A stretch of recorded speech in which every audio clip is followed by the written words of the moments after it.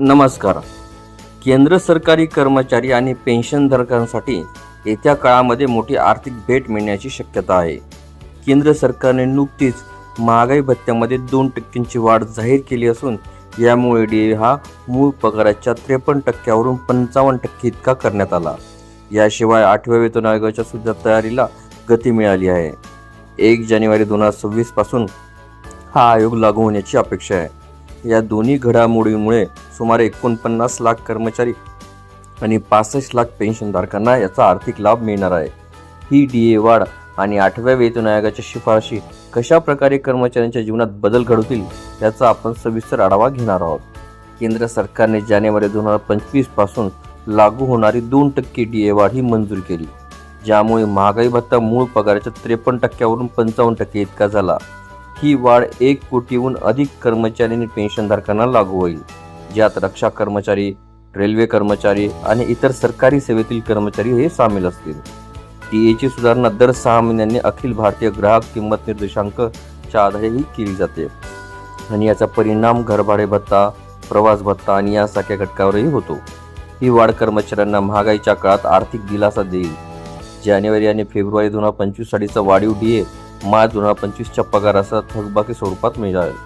उदाहरणार्थ, जर मूळ पगार 18,000 रुपये असेल तर कर्मचाऱ्याला दरमहा 360 रुपये अतिरिक्त मिळतील, म्हणजेच वार्षिक 4,320 रुपये इतका फायदा होईल. पेन्शनधारकासाठी जर मूळ वेतन 9,000 रुपये असेल तर दरमहा 180 रुपये वाढेल, म्हणजेच आर्थिक 2,160 रुपये त्याचा लाभ मिळेल. 8व्या वेतन आयोगाच्या गठनाला जानेवारी 2025 मध्ये मंजुरी मिळाली आणि हा आयोग 1 जानेवारी 2026 पासून लागू होण्याची शक्यता आहे. सध्या लागू असलेल्या 7व्या वेतन आयोगाचा कार्यकाळ हा 31 डिसेंबर 2025 रोजी संपणार आहे. 8व्या वेतन आयोगाच्या शिफारसी तयार करण्यासाठी आणि अंमलबजावणीसाठी साधारण 18 महिन्याचा कालावधी लागतो. त्यामुळे 2025च्या अखेरीस या संदर्भात ठोस निर्णय अपेक्षित आहे. या आयोगामुळे कर्मचाऱ्यांचा मूळ पगार आणि पेन्शनमध्ये लक्षणीय वाढ होईल आणि नवीन वेतन संरचनाही अस्तित्वात येईल. 8व्या वेतन आयोगाच्या घोषणेनंतर डीए मध्ये झालेली ही पहिली वाढ असेल आणि नोव्हेंबर 2025 मधील पुढील डीए सुधारणा जुलै-डिसेंबर 2025 साठी ही 7व्या वेतन आयोगाअंतर्गत शेवटची असेल. 8व्या वेतन आयोगाच्या अंमलबजावणीनंतर डीए आणि डीआर मूळ पगारात समाविष्ट होऊन नवीन वेतन संरचनाही लागू होईल. फिटमेंट फॅक्टर हा वेतन आयोगाचा मूळ पगार ठरवण्यासाठीचा महत्त्वाचा निकष असतो, जो मूळ पगारावर लागू करून नवीन वेतन निश्चित करतो.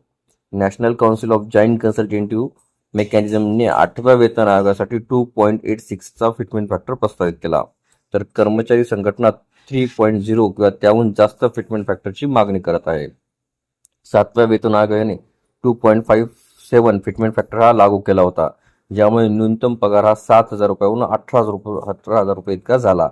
जर 8व्या वेतन आयोगाने 2.86 फिटमेंट फॅक्टर स्वीकारला तर न्यूनतम पगार हा 18,000 रुपयावरून 51,400 रुपये होऊ शकतो आणि न्यूनतम पेन्शन 9,000 रुपयावरून 25,740 रुपये होईल. यामुळे मूळ पगारामध्ये 40 ते 50% वाढ अपेक्षित आहे, पण सकल पगारामध्ये सुमारे 20 ते 30% वाढ होण्याची शक्यता आहे.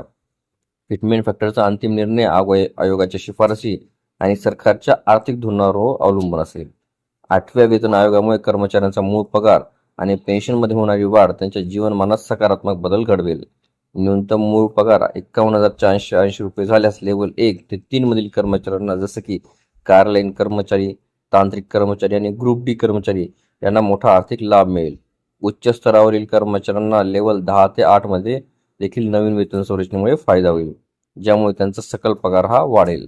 पेन्शनधारकांना वाढीव पेन्शनमुळे आर्थिक स्थिरता मिळेल. विशिष्ट ज्येष्ठ नागरिकांना महागाईच्या काळात दिलासा मिळेल. याशिवाय वेतनवाढीमुळे कर्मचाऱ्यांचा खर्च वाढेल, ज्यामुळे बाजारपेठेत मागणी वाढून अर्थव्यवस्थेला चालना मिळेल. एचआरए आणि टीए मधील सुधारणांमुळे कर्मचाऱ्यांना शहरी भागात राहण्यासाठी आणि प्रवासासाठी अधिक सुविधा मिळतील. आपल्याला व्हिडिओ आवडले असल्यास चॅनलला नक्कीच लाईक, शेअर आणि कॉमेंट्स करायला विसरू नका. तसेच चॅनलला ऑल नोटिफिकेशन्स ऑन करून सबस्क्राईब करा, जेणेकरून व्हिडिओचे सर्व नोटिफिकेशन्स आपल्याला सर्वप्रथम मिळतील. लवकरच आपण पुढच्या व्हिडिओमध्ये भेटूया. तोपर्यंत नमस्कार.